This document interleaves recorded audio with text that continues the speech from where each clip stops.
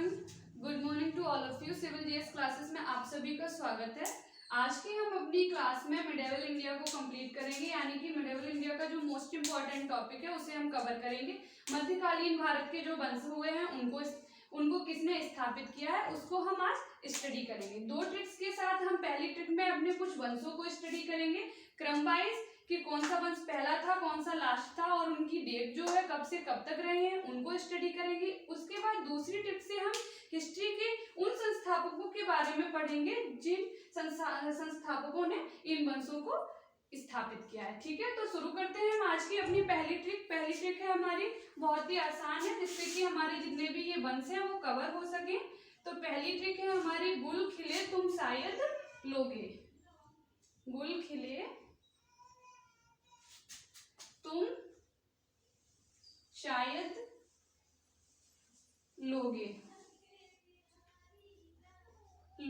यानी कि ये तो हो गई हमारी पहली ट्रिक। अब पहले हम इनके मतलब इस ट्रिक से जो हमारे वंश बन रहे हैं उनको कंप्लीट करते हैं। ठीक है, तो पहला वंश है हमारा गुल से हो जाएगा, यानी कि गुल से हो जाएगा हमारा गुलाम वंश। गुल से हो जाएगा हमारा गुलाम वंश। गुलाम वंश, अब इसकी डेट क्या है? इसकी डेट है 1206 से 1290 तक। ठीक है, अब हम बात करते हैं सेकेंड वंश की। तो सेकेंड वंश में दूसरा वंश हमारा कौन सा आता है? खिले, यानी कि सब जितने भी वर्ड हुए हैं हमने सबको यूज किया है। खिले से होगा हमारा खिलजी वंश।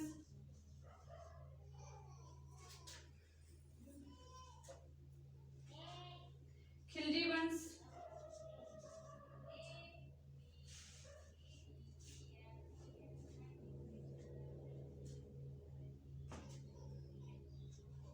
खिलजी वंश। इसकी डेट क्या है? इसकी डेट है, यहाँ पर हमने इसको छोड़ा था तो इसकी डेट है 1290 से 1320, यानी कि 1390। ठीक है, अब नेक्स्ट हम बात करते हैं तुमसे क्या होगा? वर्डिंग पकड़ो सिर्फ, उसी से हमारे सारे वंश बनेंगे।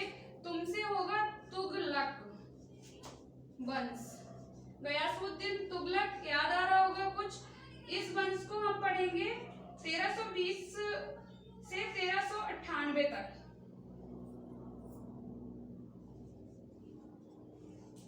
1320 से 1398 तक तुगलक वंश।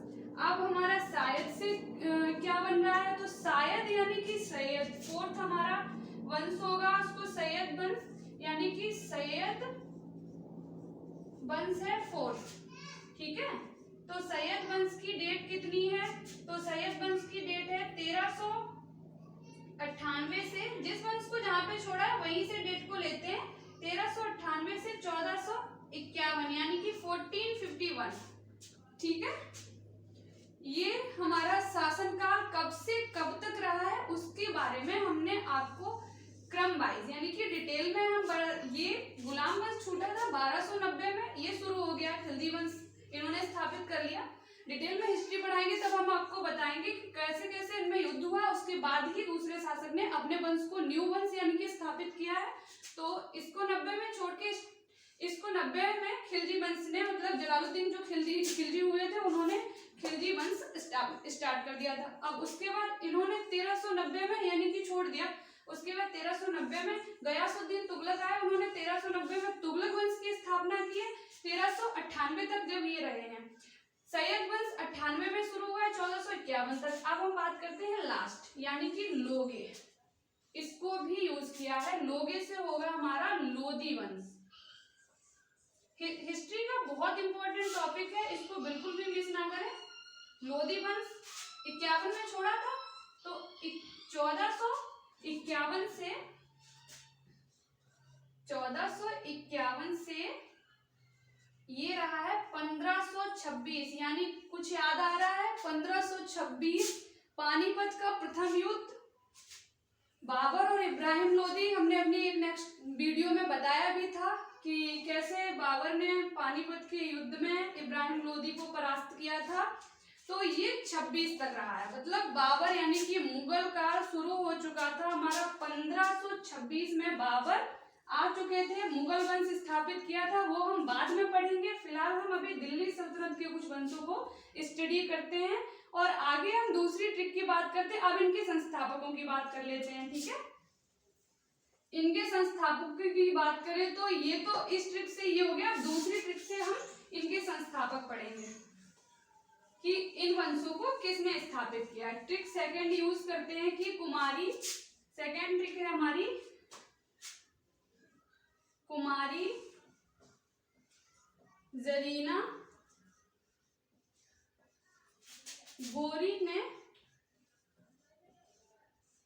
गोरी ने खीर बनाई, ठीक है। अब इसको हम कैसे स्टडी करेंगे ये भी देख लेते हैं। बनाई कुमारी से पहला वंश कौन सा था? गुलाम वंश। उसके संस्थापक कौन थे? तो उनके संस्थापक हैं कुतुबुद्दीन ऐबक, ठीक है। कुतुब मीनार याद आ रहा होगा। कुतुबुद्दीन ऐबक ने बनाया था, यानी कि स्थापित किया था गुलाम वंश। यहाँ मैं कोष्टक में गुलाम वंश भी लिखूंगी जिससे कि आपको पता चले ये किसके संस्थापक हैं। तो ये गुलाम वंश के हैं, ठीक है। ये कब से कब तक था? तो 1206 से 1290, आपको पता ही होगी डेट, अभी मैंने पढ़ाई है। जरीना से सेकंड हमारा बनता है कौन सा संस्थापक? जलालुद्दीन, अभी बात की मैंने, जलालुद्दीन खिलजी, यानी कि इनके नाम में ही खिलजी है तो समझ लीजिए वंश भी खिलजी ही होगा। जलालुद्दीन खिलजी, यानी कि खिलजी वंश के संस्थापक हैं ये। बहुत इंटरेस्टिंग वंश है ये अलाउद्दीन खिलजी और जलालुद्दीन खिलजी के बारे में मैं आगे पढ़ाऊंगी।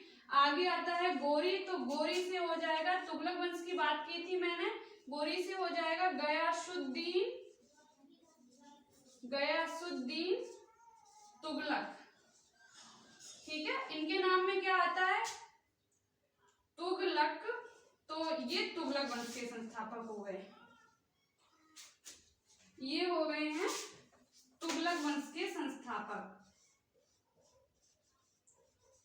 तुगलक वंश। अब नेक्स्ट हमारा दो बचे हैं, थोड़ा क्रिटिकल है बट समझ जाएंगे। खीर से हम फोर्थ यानी कि चौथे संस्थापक की बात करेंगे। खीर से हम किसको इंडिकेट करेंगे? तो खीर से हो जाएगा हमारा खिज्र खां। खिज्र खां ये संस्थापक तक ही सीमित रहे हैं, इसीलिए खिज्र खां को हम पढ़ते हैं। ये किसके थे?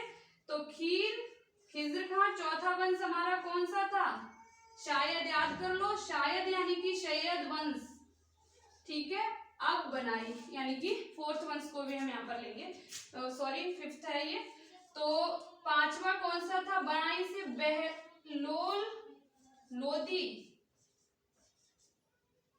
इनके बारे में भी हम आगे पढ़ेंगे, बहुत इंटरेस्टिंग व्यक्ति थे ये। बहलोल लोदी वंश की स्थापना की है इन्होंने। सिकंदर लोदी, बहलोल लोदी, कुछ याद आ रहा होगा। तो लोदी वंश से रिलेट करते हैं ये बहलोल लोदी। देखो मैंने ये भी बताया कि कुछ वंश ऐसे हैं जिनके संस्थापकों के नेम में ही उनका नेम आ जाता है। जैसे जलालुद्दीन खिलजी तो खिलजी वंश के हो गए, गयासुद्दीन तुगलक तो तुगलक वंश के हो गए। अब ये आते हैं बहलोल लोदी। खिज्र खां को छोड़कर ज्यादातर जो भी संस्थापक हुए हैं उनके नेम के आगे ही। अब ये गुलाम वंश के कुतुबुद्दीन ऐबक है, सभी को पता होगा गुलाम वंश का संस्थापक, क्योंकि बहुत ज्यादा ये टॉपिक एग्जाम में पूछा जाता है। ये तो थी हमारी आज की दो ट्रिक्स जिससे हमने हिस्ट्री के कुछ टॉपिक्स को कवर किया है। आई होप आपको वीडियोस पसंद आ रही होंगी। तो अगर हमारी वीडियो पसंद आ रही है तो हमारे चैनल को सब्सक्राइब करें, बेल आइकन को प्रेस करें और वीडियो को ज्यादा से ज्यादा लाइक और शेयर कीजिए। Thank you.